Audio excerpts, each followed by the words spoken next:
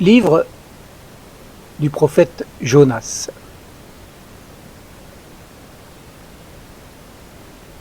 Chapitre 1. La parole de l'Éternel fut adressée à Jonas, fils d'Amittai, en ces mots. Lève-toi, va à Ninive, à la grande ville, et crie contre elle, car sa méchanceté est montée jusqu'à moi. Alors Jonas se leva pour s'enfuir à Tarsis, loin de la face de l'Éternel. Il descendit à Jaffa et trouva un navire qui allait à Tarsis.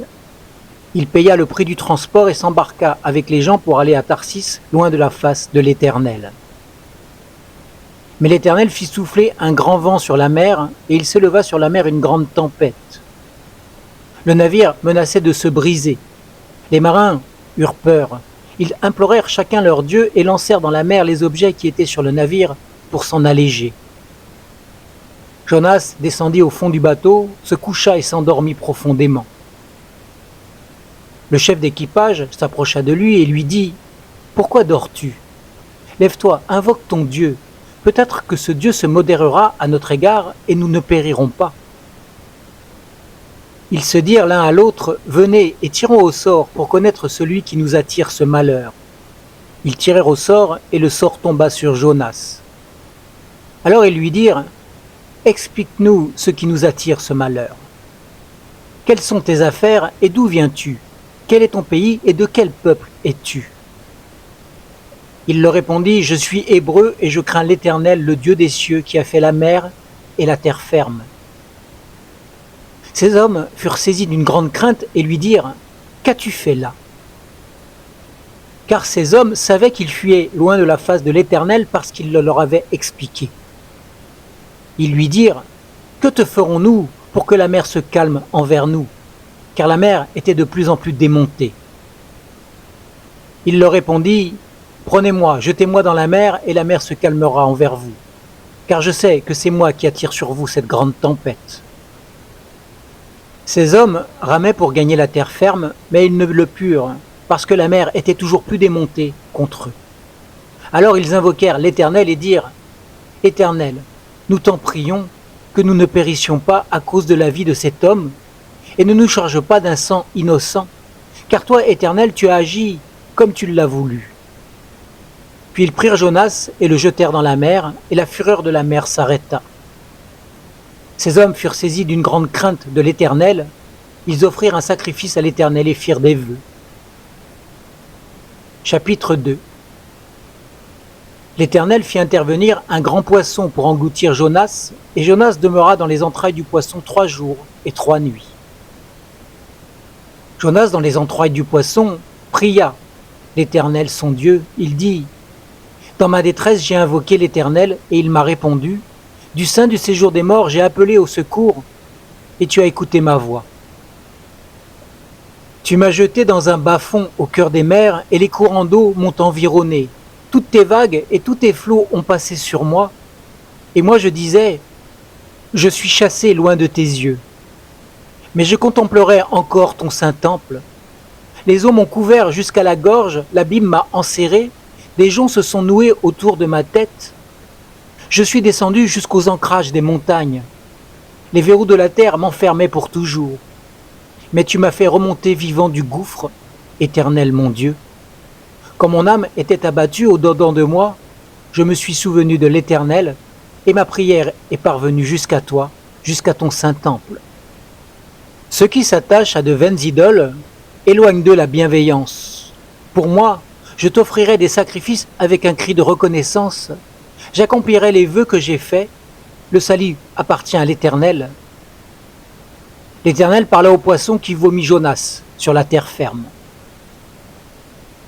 Chapitre 3. La parole de l'Éternel fut adressée à Jonas une seconde fois en ces mots. « Lève-toi, va à Ninive, la grande ville, et fais-y la proclamation que je te dis. » Alors Jonas se leva, il alla à Ninive selon la parole de l'Éternel. Or Ninive était devant Dieu une grande ville de 3 jours de marche. Jonas commença par faire dans la ville une journée de marche. Il criait ces mots. Encore 40 jours et Ninive sera bouleversée. Les gens de Ninive crurent en Dieu, ils proclamèrent un jeûne et se revêtirent de sacs depuis les plus grands jusqu'aux plus petits. La nouvelle parvint au roi de Ninive. Il se leva de son trône, ôta son manteau, se couvrit d'un sac et s'assit sur la cendre. Il fit crier ceci dans Ninive: par décision du roi et de ses grands, que les hommes et les bêtes, le gros et le menu bétail ne goûtent de rien, ne pèsent pas et ne boivent pas d'eau.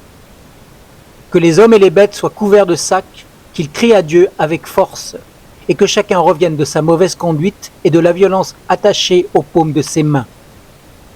Qui sait si Dieu ne reviendra pas et n'aura pas de regret, et s'il ne reviendra pas de son ardente colère, en sorte que nous ne périssions pas.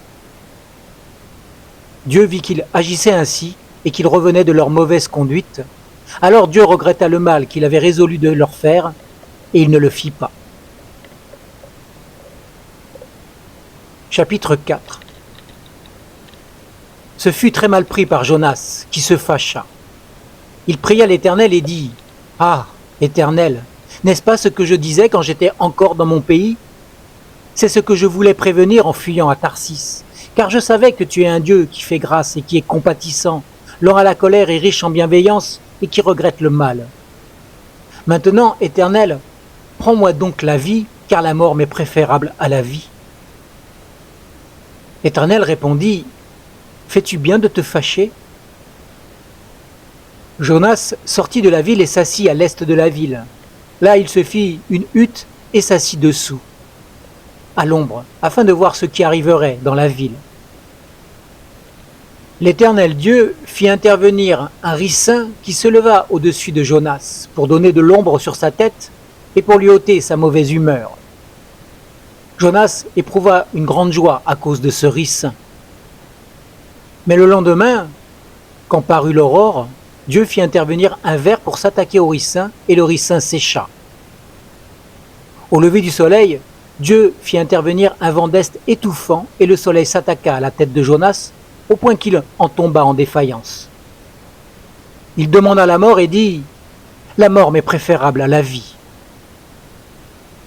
Dieu dit à Jonas: fais-tu bien de te fâcher à cause du ricin? Il répondit: je fais bien de me fâcher jusqu'à la mort.